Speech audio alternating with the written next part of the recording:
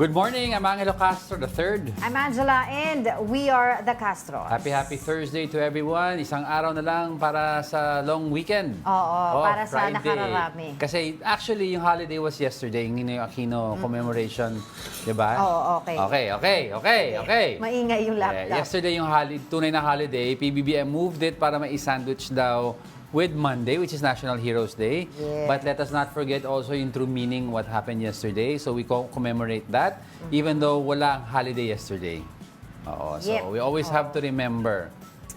Sige, marami tayong pag-uusapan today. Parang diba? kulang ka pa sa kape ah. Wala, hindi ako nagkakape Kulang kasi. Oo. Kulang, yes. Oo, yes. pero marami tayong Hoy, good pag-uusapan morning. today. At of course, yung mga mainit na usapin dyan tungkol yung sa libro ni Ay, Vice umiinit. President Kala Sara ko, Duterte. actually, kala ko titigil na yung parang pababa na, pero mukhang Hindi painit yan. ng painit ang issue sa libro. Let's see what Tingnan happens natin now. kung anong number yan sa Oo. ating countdown, yung issue na yan. And of course, si Alice Go. Hingi tayo ng update tungkol dyan. Okay, we're serving the news in a countdown. All that before your second cup of coffee, this is Brunch. Is the ongoing Democratic National Convention in the U.S. Former U.S. President Barack Obama took aim at Donald Trump, urging Americans to back Kamala Harris in her presidential bid. In a speech, Obama says the U.S. doesn't need more years under Trump, as America is ready for a new chapter. He also praised President Joe Biden, his vice president, who was forced out of the 2024 race by Democratic allies who feared he would lose to Trump. Harris seeks to make history herself as the first woman and first Black and South Asian person to be elected president. We do not need 4 more years of bluster and bumbling and chaos. America's ready for a new chapter. America's ready for a better story. We are ready for a President Kamala Harris. Parang na-miss ko yung boses ni former U.S. President Barack Obama. Change has come, di ba? O change is coming. Tapos ang tanong ng Naalala ko iba, yun. asa na yung change? yung change. pero Maganda lang ngayon- pakinggan, pero hindi, actually, what has happened kasi, before kasi hindi mo maiisip like somebody like Trump would ever take hold or power in office. But Middle America has finally engaged itself in American politics. Dati kasi Middle America, yung tinatawag nilang rednecks, hardcore Americans, hindi lumalabas yung bumoboto, bihira. Because medyo malayo yung location nila di ba? But when President Trump became president, they all came out and they all voted. So ang key kasi dito is, sa Democrats, in order to win, kailangan mataas ang voter percentage Dun sa nila. mga majority states. Oo. Yeah, kasi even African Americans or Black Americans, when they were asked, surprisingly, the results came out that they would vote for President Trump. And this is weird for most because President Trump has been, one time or another, been accused of being racist. Diba? But when they ask kasi, most of them say racism, it's either I be hungry with a non-racist president or I have food on the table with a racist president. And I said, I'd rather have food on my table. So, Pero it's ngayon not na kaya nag-iba ng strategy ang mga Democrats. Nagpalit sila ng kanilang, kumbaga, ino-nominate. Yun, wala na nga si U.S. President Joe Biden. Kasi nga dahil lumabas yung madaming mga videos niya na parang kaya pa ba niya na mamuno, kaya ngayon si Kamala Harris yung ang importante diyan ngayon kasi how will Vice President Kamala Harris will handle the protest against yung nangyayari sa Gaza. Kasi inaano nila, 'di ba, syempre mga pro-Palestinian sinasabi nila na ano yung magiging stand mo ngayon, 'di ba? Kasi will you veer away from Joe Biden's policy na supporting Israel's attack, 'di ba? So yun yung naging ngayon, medyo ang tawag doon crucial dun sa kanyang campaign. Before we move on quickly, ang number one parang issue for them more than foreign policy was what will you do for Americans? All right. More jobs. Sige, let's continue with our countdown.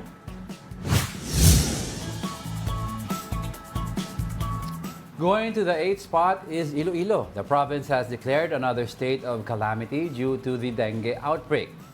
Based on their latest data, over 5,000 dengue cases were recorded in the province since January. This is extremely higher from last year's 1,100 cases. The Iloilo LGU will allocate 13 million pesos for their quick response fund against dengue.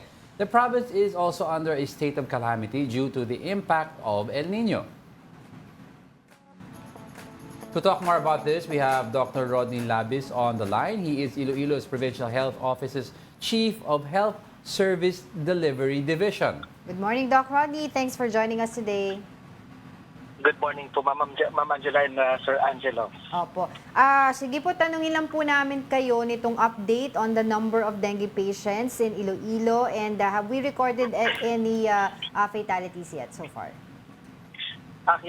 So as of our August 17 report ng aming Provincial Epidemiology and Surveillance Unit, ang province of Iloilo ay meron ng 5,836 dengue cases and 10 na dito ang na-report na namatay. So matatanda na base sa aming epidemiological data, nag-declare na rin si Dr. Quinyon, ang head ng aming office, ng dengue outbreak noong August 9 and noong August 20 ay official ng dineclare ng province ang state of calamity due to dengue outbreak through a resolution issued by our Sangguniang Panlalawigan. And we've seen na yung kumbaga mataas po yung pagtala ng mga dengue cases diyan. In 1 week nakapagtala po kayo ng 1,263 new dengue cases in just 1 week. What do you think happened there po? Yes, ma'am. Actually, yung 1,263 namin, some were reported late na. So, yung iba nag-onset na from, yung onset ng dengue nila are from the past 2 to 3 weeks pa. So, yes. Pero however, despite of this late reporting, nakikita talaga namin na malaki talaga yung pagtaas ng cases namin dito sa province. So, we attribute this first sa seasonal na pattern ng dengue cases natin na every 3 to 5 years tumataas talaga. Second is of course due to climate change na din siguro kasi with the long periods of El Nino dito sa amin, yung households namin would tend to store water due to low water supply. So nag-promote na din ng breeding places for dengue and then sumunod na yung tag-ulan nung June. So starting June, tumaas na talaga yung dengue cases namin. Yes, sir. Gusto ko lang matanong na ngayon na state of calamity po ang iyong probinsya. Paano nyo po, how do you intend to spend yung budget o yung 13 million na i-allocate dyan? Ano po mga programa na panggagamitin nyo nito? So, kasunod ng declaration namin ng State of Calamity is ma-access na namin yung Quick Response Fund wherein 13.6 million ang inilaan ng provincial government para sa procurement ng additional sprayers and insecticides para i-augment sa supply ng aming 43 local government units para sa kanilang mosquito control activities. So, kasama din sa pundo ang pagbili ng dengue test kits and hydration fluids para sa aming mga hospital and health centers. And also, aside sa Quick Response Fund namin na gagamitin for procurements is si Governor Arthur Defensor Jr. ay magbibigay din ng additional financial assistance para sa mga LGUs natin para gamitin nilang idagdag sa kanilang mga pondo para sa dengue outbreak response activities nila. Pero currently, sir, meron yung provincial government nyo ng mga pang-fog po or pang-spray ng mga household or mga areas nyo, given na kasi every year naman may dengue. Okay, sige. Doc, tanungin ko lang din po nung situation natin sa mga hospitals dyan sa Iloilo, yung mga nakikater po ng mga dengue patients. Any update on that po? Kamusta naman po yung response nila regarding dengue patients?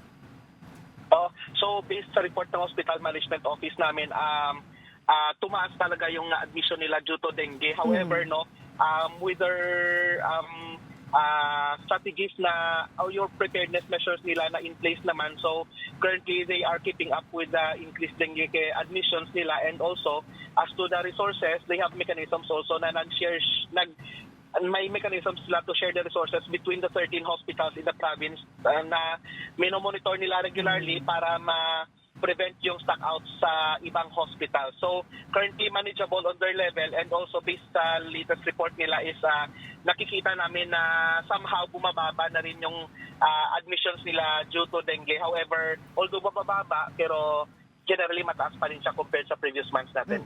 Doc, yung mga dengue patients po natin, do you have data po kung ilang mga taon po yung mga tinamaan po ng dengue?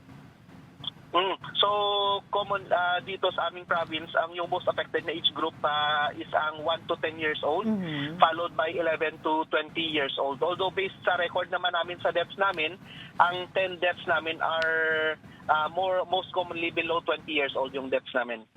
And of course, Doc, prior to this outbreak po, what were the programs po na ginawa po ng Iloilo government to combat dengue? Dahil nga po, according na rin po sa inyo, sabi nyo, this is a pattern already that every 3 to 5 years, talagang tumataas yung kaso ng dengue po sa inyong lugar.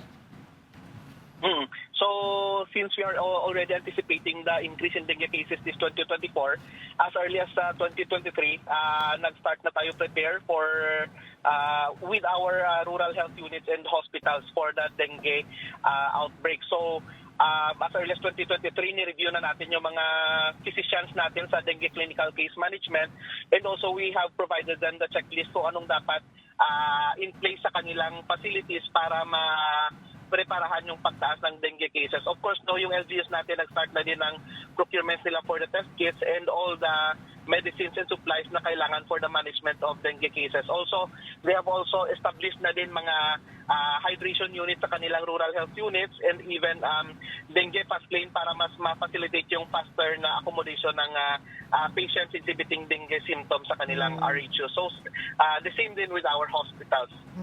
Doc, taking this opportunity na rin po, tanungin ko po kayo regarding mpox, dyan po sa inyong province, ano po yung mga guidelines para po dito po sa inyong response sa mpox?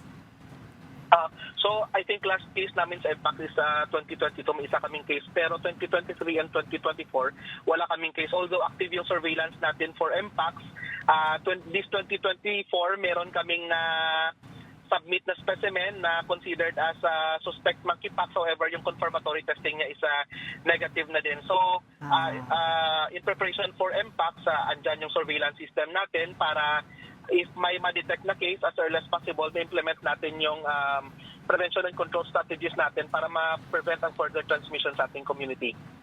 Alright, on that note, maraming salamat po sa inyong oras. That was Dr. Rodney Labis sa Provincial Health Office ng Iloilo. Maraming salamat po.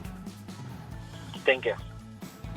Grabe na, parang dumadagdag yung mga areas kasi na merong dengue, di ba? The last time that we were talking about this, saan ba yun? Meron sa Cavite, may iba-ibang lugar. I just wanted to ask kanina pero hindi ata na intindihan yung question ni Doc.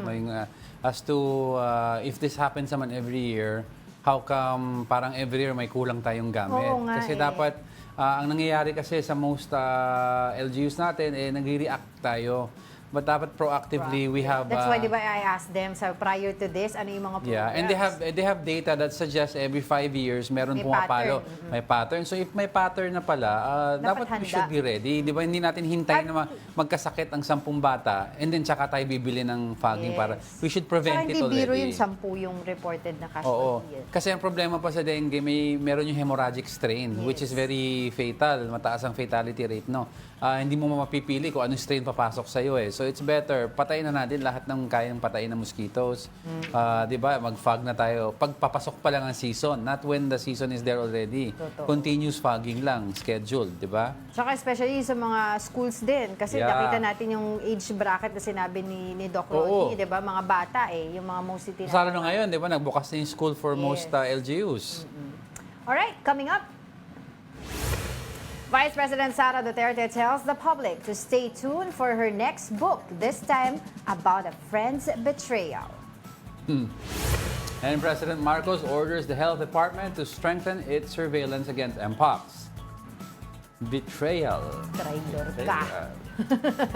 Pero mga kapatid, we are just getting started. More of our top 10 news and Brunch returns. Keep it here on One News.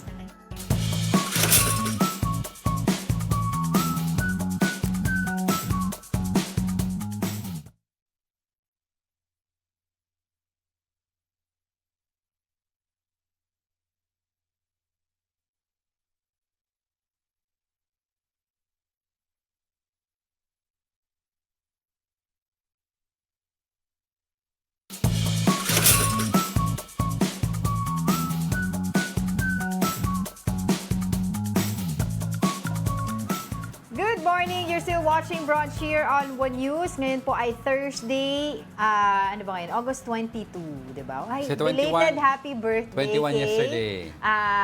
SGO, si Ma'am Shena Oy. Olaso. Ate Shena. 2 years, Si 2 Ma'am days, 2 years. SGO. 2 days late pero, di ba? Happy birthday, Belated Ate po. Shena. Oo, tsaka si Joshua Oh, Fernandez. hindi na kami cousin ko nakakuha na- ng ice cream eh. Oo May nga. ice. Oo nga, sana all, Char. Si Joshua Fernandez, cousin ko, birthday din niya today. Tapos yung mga Facebook friends natin or Facebook viewers natin, nagpapabati sila. Of course, si Alex Fuentes, si Sam Pokemon Go. Sabi niya, good muffin, good morning, Ma'am Angel and Sir Angelo. Si Migs Ebron na muffin nanonood. kasi puto. Oo, puto. Tapos Filipino si Christian muffin, right? Cabalquinto. Yan. Yan. Good morning daw. From ano pa siya nanonood? From Ted Filon, DJ Cha. Tapos pupunta siya dito. Si Ralph Domingo, of course. Oh, nasa si Ralph. traffic jam daw siya. Hindi daw magandang internet. At saka si Glenn Acol na nanonood din sa atin. So, Oscar and sa YouTube, si Ronald Maxtay, si Mark Santiago, si Tita Daisy, and Tito Naldi Cancio. Si Leonie Valdezotto, nanonood din sa atin. Tsaka si Gina Santos. Sabi ni Tita Daisy, yung number 1 daw sa kanya ay yung alleged VP Sara impeachment. Tingnan natin kung yun ba ang Ako ating actually, number 1 in today. general, yung VP Sara news about yung budgeting, yung book, and yung impeachment. Altogether, kumpul-kumpul, pwedeng Yun, mag-number 1 pwedeng yan. mag-number Pero medyo mainit pa kasi yung finding Go eh. Oo. Ano Hawak nangyari sa finding pastor? Wala. Si Go ay yung the one that got away. Sabi nila. Anyway, sige. Let's move on. Let's move on na. Let's continue with our countdown. Coming in at our 7th spot, checkpoint operations continue to prevent the spread of African swine fever. In Quezon City, around 30 infected hogs were discovered inside a truck. All these pigs were slaughtered to avoid infecting other animals. The government awaits the arrival of ASF vaccines in the country. The Bureau of Animal Industry says each would cost at least 400 pesos. So 400 pesos for vaccine. Oo, Madami-dami yan. medyo kumakalat na siya ha. Hindi na magandang nangyayari yung sitwasyon dito sa ASF na to. Dahil kumakalat nga siya. Di ba the other day sa Quezon City, meron na. And sana nga mas maganda yung naging response nila kasi kung hindi, kung naging maganda, di sana hindi kumalat ng ganito. 'Di ba? So, I don't know kung in-implement nila yung 1710 protocol parang hindi yata, hindi ako sure. Kasi nga 'di ba, sinasabi ng DA nung unang pumuputok to, hindi naman siya masyado kaya naman yan yung wag masyadong stricter protocols yung pairalin natin. Yun ang sinasabi nila. So, kapag maraming mga baboy ang 'di ba, mamamatay due to ASF, maapektuhan of course yung production natin diyan. Fatal ba ang ASF sa baboy? Yes. Ay, hindi. Not necessarily. Pero mabilis maghawa. Tapos, pag nagkaroon ka na ng ASF, usually kasi kapag stricter protocol, nung nabasa ko, pag nagkaroon ng baboy ng ASF, yung mga katabi niya sa mismong, ang tawag din yung kulungan nila. Anong tawag din sa kulungan? Pen. Ngayon sa Tagalog. Anyway, Ayun. Pinapatay na rin yun. Kinakal na rin. Kasi nga mabilis sana may better way of, in the future, containing and treating without killing them. Kasi nag-heal naman yung virus on its own. And they're still This one, hindi. No, I'm just saying lang in the future. Baka when they're healed already, may mapakinabangan pa sila. Naawa ka. No. Nakakawa naman talaga, pero... Not only that, it's just that nagugutom ang mundo and then yet, when an outbreak like this happens, we slaughter all these... There's no other way No, that's but to that's do why that. I'm That's saying... I'm not saying protocol. don't now, that's why I said in the future. Kasi if you don't do that, kakalat yan. Exactly. That's why I said in the future, pag-aralan natin a better way of dealing with the disease. Not only the Philippines, but the entire world. Oo, di ba? Yun lang naman. Okay. Yun lang naman. Sige. Let's continue with our countdown.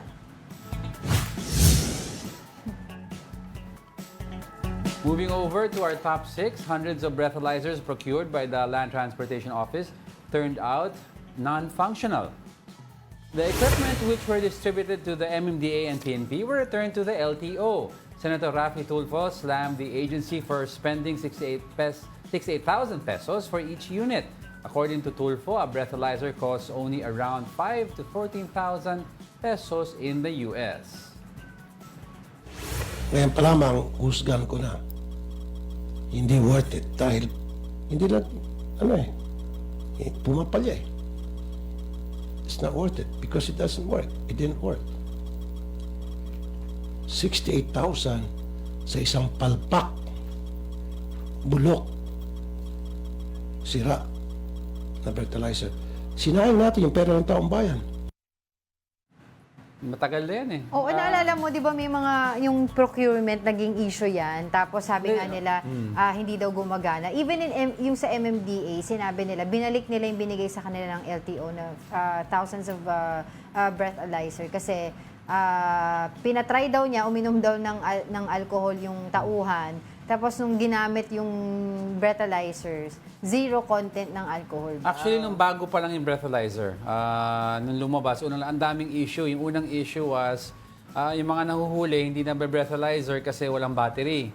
Ang pangalawa naman, wala yung hose na provide sa breathalyzer kasi may blow hose yan kung saan ikakabit. Kasi dapat, madami yan kasi sinasanitize yan eh. Iisa lang ang hose. Kadiri, di ba? Oo, iisa lang ang hose. So, with that price of, sinasabi pa ni Senator Tulfo, yung 68,000 pesos, pero yung real value niya is around $400 to $500. Oo, can Kahit you imagine? take in-account mo yung tax at yung shipping cost, mahal pa rin yun masyado. Dapat ang bisagahan nila dyan yung procurement process. Sino yung nag-supply?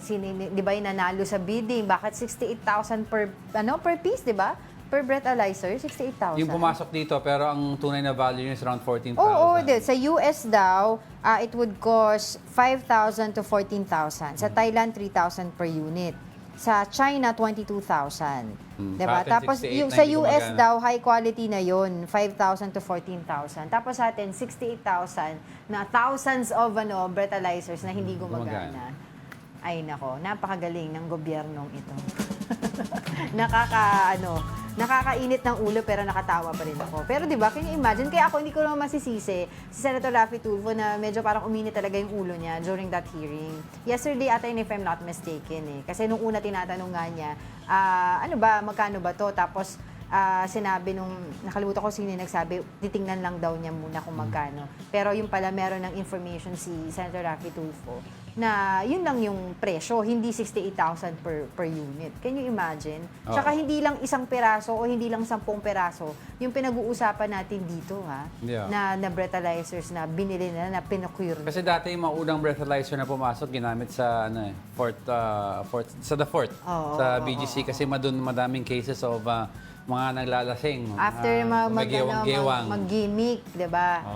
Yung mga driving under Parang the I influence. remember din also, mga years ago, di ba pinag-uusapan nga itong mga breathalyzers na to, nagkaroon din sila ng issue dun sa isang supplier dahil sobrang sensitive naman yung breathalyzer na isa sa mga ipoprocure dapat. Sensitive in a way na even yung alcohol content ng mouthwash, ma-identify niya kaagad. Something like that. So, I Yung remember mga, that. Years ago pa yun eh. Okay, sige. Let's continue with our countdown.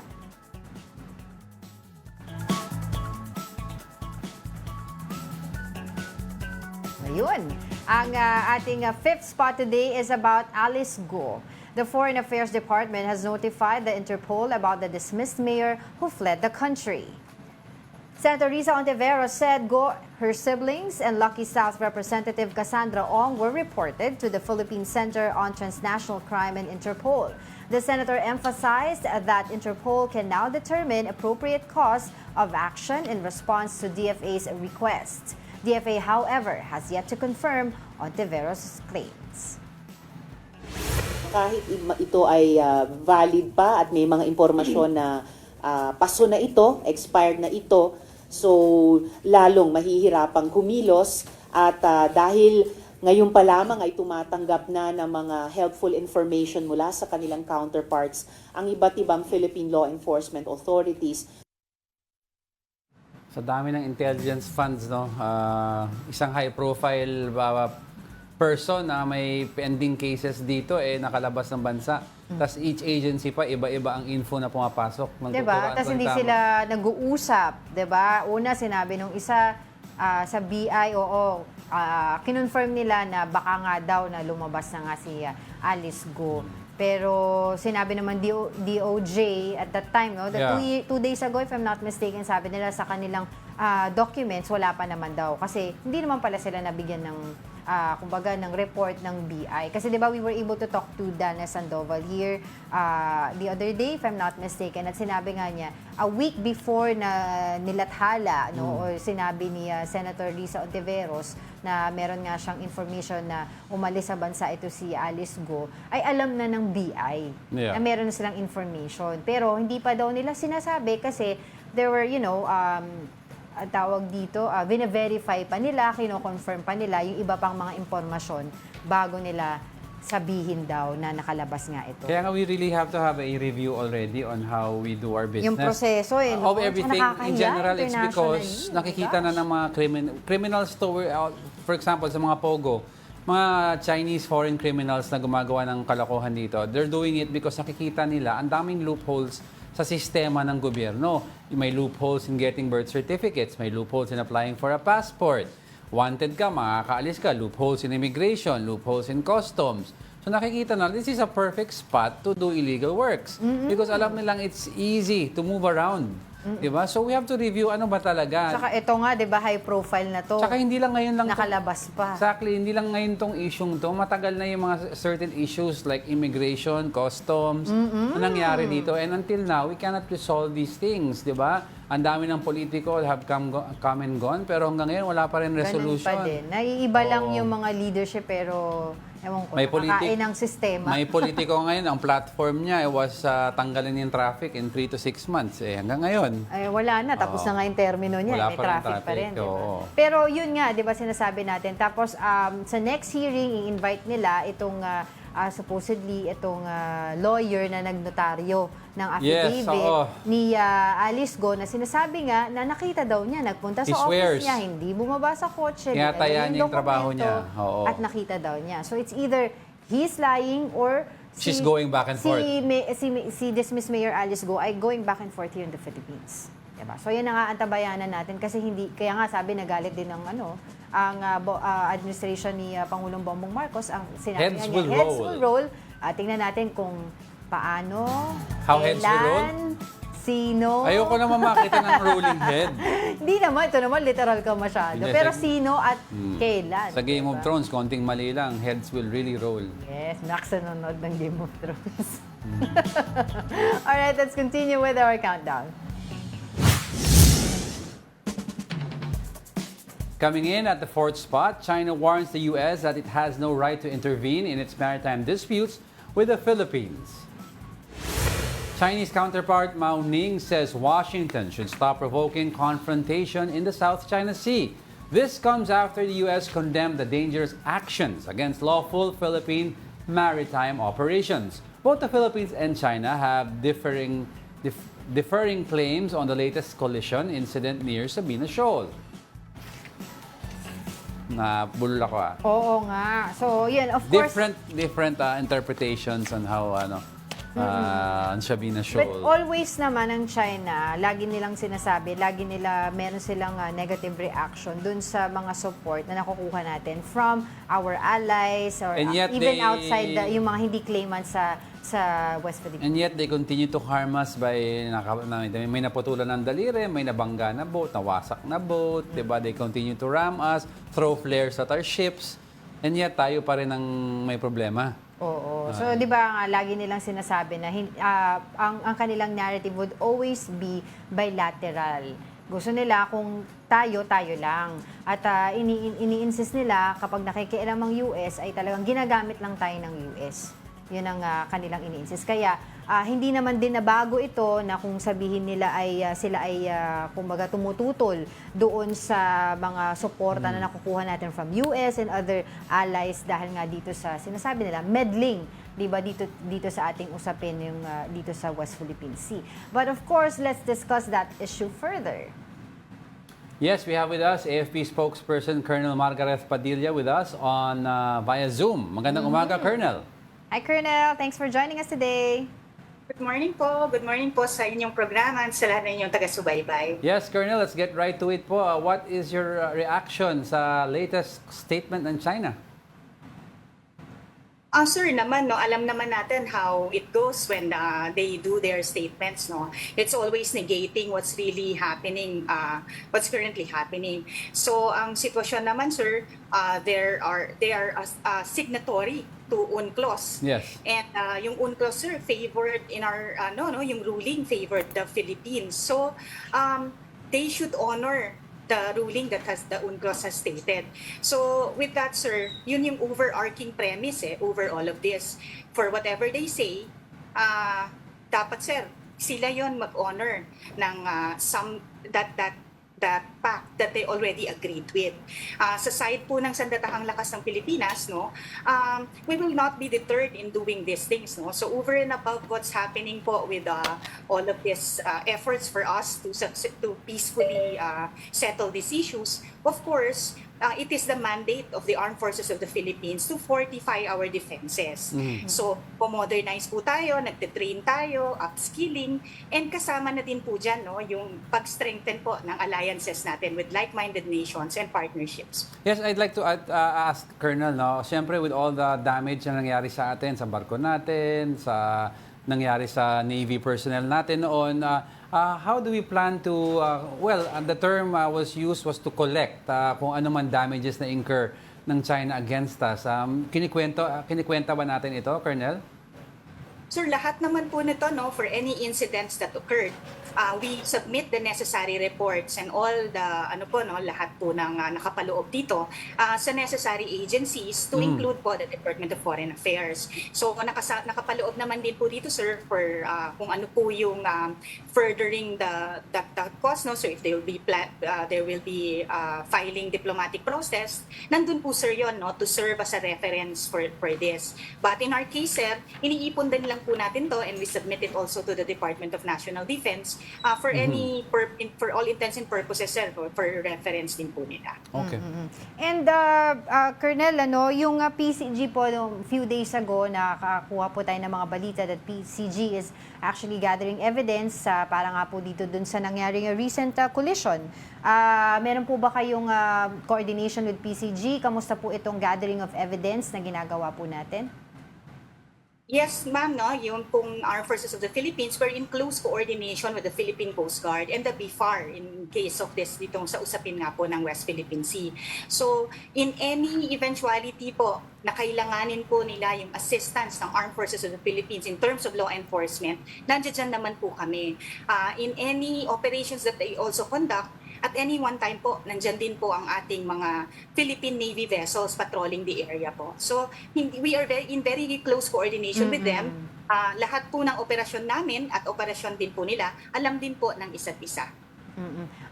Yung pong kanilang resupply mission, do you have idea kung kailan po ulit yung gagawin? And also yung sa air patrol na nagkaroon din po ng incident recently doon. Meron din po ba tayong alam regarding the schedule kung gagawin po ba natin ulit yun? And what would be our plans, di ba po, in case mangyari po ulit yung mga encounters natin with China?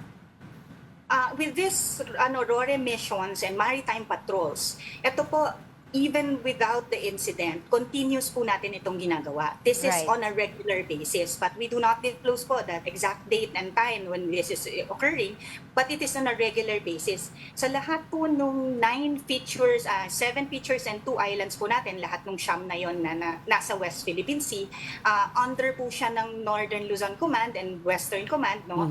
Continuous po to na kinoconduct natin na maritime patrols and So yung Navy and Air Force po natin, it's a regular thing that they conduct po. With the incident, of course, lahat naman po ito, we do have contingency plans in place and we leave it to the ground commanders po as to the decision on how to go about future RORE missions po. And finally po, siguro last question na rin po ito, Colonel. How are we intensifying our presence po, lalo na po sa Escoda and Sabina Shoal, and kasabay po yan ng pag-file din po ng diplomatic protest ng China dahil nga daw po we are interfering dun sa kanilang territory according to them.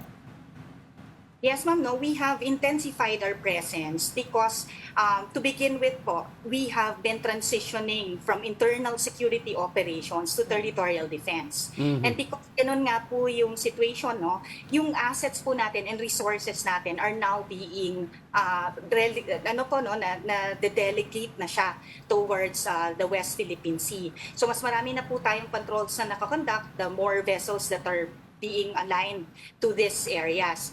So over and above that po, no, as we remain steadfast in our duty of protecting our sovereignty, we're also working closely with our like-minded nations and allies. No? So kung mapapansin niyo po, napakarami nga po ng mga exercises that we are conducting, no, maritime exercises, and lahat po dito within the West Philippine Sea area din po. So very, very strong yung partnership natin with our like-minded nations because we want all of these nations, no, we want to maintain peace and stability and a free and open Indo-Pacific in terms of navigation at sea and of course yung sa ating himpapawid. Ihabol ko na lang din po, Colonel, kasi lagi po natin pinag-uusapan tungkol po yung AFP Modernization Program at kasama po dyan yung pag-renovate po natin, pagsasaayos ng BRP Sierra Madre na alam naman po natin na malaki po talaga ang naitutulong doon natin, doon sa naitutulong ng BRP Sierra Madre, pero nakikita din po natin na talagang dilapidated na siya, kalawangin na. And ano po ba yung parang pinaka-plan natin doon? Alam po natin na kasama po siya sa modernization program, pero yun nga po, ang pinag-uusapan natin, pagkain nga lang po, nahihirapan po tayo itawid yun, ibigay doon po sa mga kasama natin sa BRP Sierra Madre. Papaano pa po yung mga construction materials? Ma'am, no, with the modernization program, kasama nga dito ang heavy dito is yung maritime na capabilities natin and aerial capabilities as well as cyber. Yeah. Dito po sa usapin ng LS-57, eto ma'am, non-negotiable, we're not gonna give this up. This is the sole symbol of our sovereignty in that area. With that po, it is the mandate of the Armed Forces of the Philippines to look at after po, no, the welfare of our troops that are stationed in the area. So we have to take into consideration that LS-57 is a commissioned Navy vessel. So talaga pong dapat namin yan i-maintain and of course, kailangan po namin mag-lookout yung moral and welfare ng tao dyan, including po yung to improve their living conditions. So we will do that. We will not be deterred. We'll be continuing with the RORE missions, come what may po. All right. Thank you, AFP spokesperson Colonel Margaret Padilla, for joining us on the show. Yes, sir, no? Again, I'd call our butterfly, sir, no? RCs, our rights are future. Atin po itong alamin, suportahan at ipaglaban. Nandito po ang inyong Armed Forces of the Philippines and we will do our mission and mandate to protect the people and secure the state and maintain our sovereignty. Thank you, Colonel. Yun yung nakalagay sa likod ni Colonel, protecting the people, securing the state. Yan ang primary goal as of the moment sa West Philippine Sea. Don't go away because we're not done yet. May tatlo pa. Stay with us.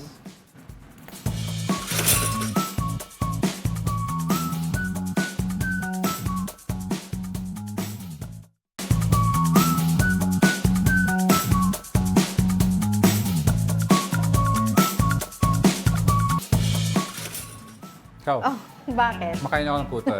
Kumakain ka ng puto at, ayan, yung favorite mo. Kutsinta. Kutsinta. Okay. Good morning. Welcome back. You're still watching Brunch here on One News. Batiin ko lang si Ate Mina Benales and the rest of our Jessie Mendez, Cash and Carry family. At of course, si Jerry Young. Of course, si Christian Cabalquinto. Yan, nanonood din siya sa atin today. At saka si Ronald Maxtay. Okay, let's continue with our countdown. Sizzling at the third spot is Vice President Sara Duterte's controversial book. Senator Risa Ontiveros is determined to block the 10 million peso budget for the distribution of the children's book, Isang Kaibigan. She said this after she received a copy of the book. The Office of the Vice President clarified that the book is not for sale and is targeted to be distributed in VP Sara's storytelling engagements. However, Ontiveros insisted that an official asking for public funds to distribute a book they wrote is an improper request. ang punto lang kasi, textbook ba yan? Approved ba ng DepEd? Naku, kung pag-usapan natin yung textbook problem ng DepEd, yung nakaraang 2 taon, ang daming problema, di ba? So bakit inuna ang isang personally authored, kung siya ang sumulat niyan, personally authored na libro? 10 million. Maliit kung sa textbooks kabuo ang budget ng DepEd, pero hindi siya barya. At 10 million na galing sa buwis ng mamamayan. So pera pa rin na hawak ng gobyerno na dapat tanungin ng Kongreso. Following her heated exchange with Senator Risa Ontiveros, Vice President Sara Duterte tells the public to stay tuned for her next book. From one being about friendship, she says the new book will be about betrayal. Pero tama dyan si Senator Risa. We have problems with lack of classrooms, sweldo ng mga teachers. Textbooks Chalk itself. allowance is kulang, yung textbooks mismo. And yet, you can allocate 10 million for a self-authored book. Yan ang keyword din eh. If you want to put out a book that may help children understand friendship, okay yon. Kung may existing na sana. Yeah. Diba? All you have to do is printed na yan eh. Diba? All you have to do is procure it or redistribute lang. Kung ano yung meron sa sistema ng DepEd. Or yung mga short stories sa loob ng textbook, meron dyan eh. You just grab it out and reprint eh. Pero ito, book that supposedly daw may katulad siya ng English version. And supposedly, yung mga pictures ng ibon sa harap ng book, galing sa isang app. Di ba? Na nakikita mo stock photo, meron. Parehong-pareho yung bird na red eh. Although hindi ko pa kasi nababasa yung sinasabi nilang kaparehas na book, no, yung English version nito. Pero nakita nga natin Yung sa premise social the same. media na halos kaparehas. Yung isa, ganun din, tinulungan niya yung kaibigan na ibon na gumawa ng nest, no, yung bahay dahil na-damage nga yung puno. Dito naman sa kwento nung kay VP Sara that she authored ay nagkaroon ng bagyo, nasira, tinulungan, 'di ba, yung ibon na para gumawa ng bahay. But we don't naman na okay, maganda naman yung intention ng book, 'di ba? To teach children about friendship. Pero yung point doon na using the budget for something that is self-authored with your picture. I remember this nilaunch niya to sometime last year, yung DepEd secretary pa siya. Hindi masyado yata napansin Ngayon lang dahil humihingi na siya ng budget that is, hindi barya. 10 million pesos yun na pera natin na gagamitin para, alam mo, naka-plaster yung mukha niya yun. Kaya, syempre, yung mga tao sinasabi, is this an early campaigning on your side? Pwede naman kasi gawin ni VP Sara, since madami rin naman nagko-contribute din ng mga private sector sa OVP. Kasi sa panahon ni former VP Lenny, ganun din Mga private sector were infusing money into OVP. Doon na lang. Pwedeng doon manggaling kasi yan diba? Tapos with the support of the private sector, I am writing a book for the children. Pero using funds that could have been used for chalk, for notebooks, for actual existing books already, to print a 50 peso book. Ay medyong nasasayangan daw si Senator Ontiveros. Yun ang point ni Senator Ontiveros. Pinapoint din nila dito, itong book na to is not really, pang bata siya, pero kailangan ito may gabay ng magulang. Kasi doon sa mismong kwento, di ba, na bagyo, nasira. So there's a tragedy in itself na kailangan kapag binabasa ng bata, ni-explain sa kanya. Kasi traumatic supposedly yung ganong issue na ang tawag dito na nasira, 'di ba, dahil sa bagyo may tragedy na included doon sa story. So pero it is meant for read along daw, kasama yung magulang, hindi yung bata. Kasi complicated din doon yung mga sentences. May Sara News pa tayo. Meron pa ba? Hindi pa tapos? Okay. Ano ba yung next natin? Our top story for today is about mpox. President Bongbong Marcos ordered the health department to strengthen its surveillance of the areas and people vulnerable to mpox. Meanwhile, 41 individuals are currently under a 21-day quarantine after they had a close contact with an mpox patient in Quezon City. Here's the report. The first case of mpox in the country this year went to a spa and a dermatology clinic in Quezon City before his status was confirmed. This is what the authorities in Quezon City revealed yesterday to the public. Based on their investigation, the 33-year-old mpox patient started experiencing fever on August 8. Despite this, he still went to a spa in E. Rodriguez Avenue on August 11. 4 days later, the patient had a consultation in a dermatology clinic in Quezon City. He was confirmed positive for mpox last week. Quezon City Mayor Joy Belmonte shared that the victim allegedly had a sexual encounter in the spa. He's a government employee. However, he frequents these kinds of establishments. 41 individuals are now under a 21-day quarantine after they were identified as close contacts to the mpox patient.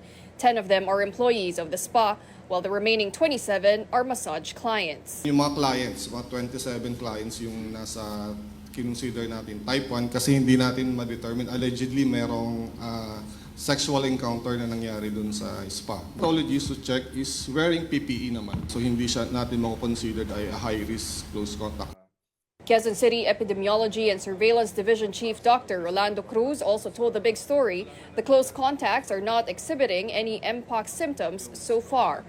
Cruz also shared that the patient is currently isolating in Research Institute for Tropical Medicine in Muntinlupa. Okay naman yung pasyente.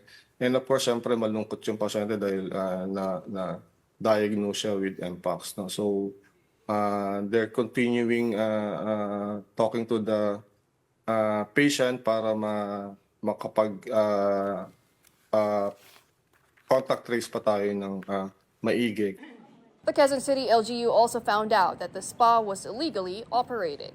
The spa's business and mayor's permits have already expired and it did not have sanitary clearance. Quezon City Mayor Joy Belmonte ordered its shutdown. Illegal lang ang kanilang pag-ooperate, kaya malaki rin ang tsansang may iba pang illegal na aktibidad na ginagawa doon.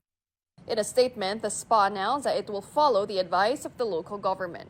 Also yesterday, President Bongbong Marcos had a meeting with the health department yesterday about mpox. He ordered the DOH to strengthen its surveillance in areas and people affected by the disease. The DOH is currently crafting its guidelines for establishments with close physical contact services like spas, barbershops, and salons. I doubt na isa lang yan magkakaroon kasi that masahisa, could you imagine if he had 10 clients?